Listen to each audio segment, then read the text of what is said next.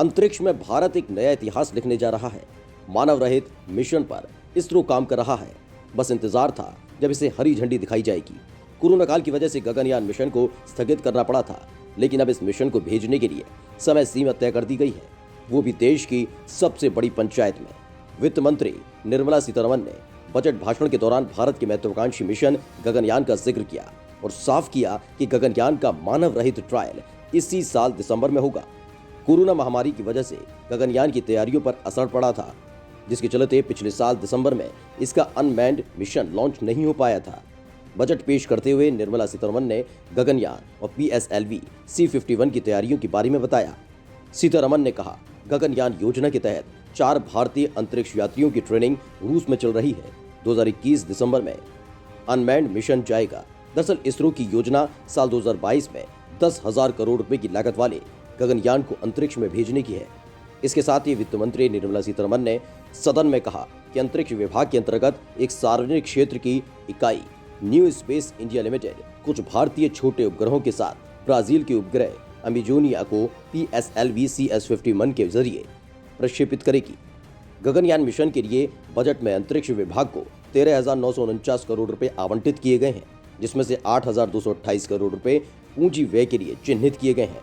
अंतरिक्ष विभाग के तहत नवगठित सार्वजनिक क्षेत्र के उपक्रम न्यू स्पेस इंडिया लिमिटेड के लिए 700 करोड़ का आवंटन किया गया है। 15 अगस्त 2018 को प्रधानमंत्री नरेंद्र मोदी ने स्वतंत्रता दिवस के संबोधन में इस मानव अंतरिक्ष मिशन गगनयान की घोषणा की थी।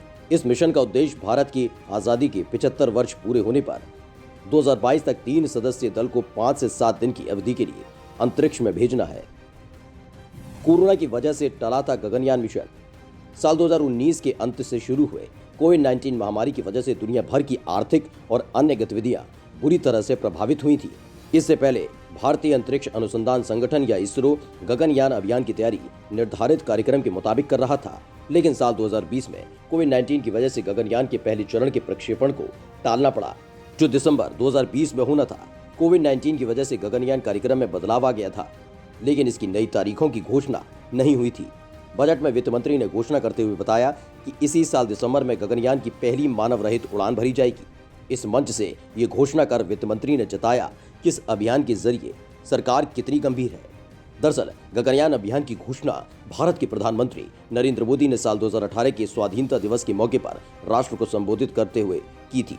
इस अभियान के तहत भारत के 3 अंतरिक्ष यात्री साल 2022 में भारतीय स्वतंत्रता दिवस की 75वीं वर्षगांठ के मौके पर 5 से 7 दिन की अंतरिक्ष यात्रा करेंगे। भारतीय अंतरिक्ष अनुसंधान संगठन के प्रमुख के ने हाल ही में कहा था कि इसरो अपनी महत्वाकांक्षी मानव अंतरिक्ष मिशन गगनयान के लिए हरित ऊर्जा बना रहा है। इसका इस्तेमाल रॉकेट के हर चरण में किया जाएगा। उन्होंने कहा कि देश को हरित तकनीक अपनाकर पर्यावरणीय नुकसान को सीमित करने की जरूरत बढ़ गई है।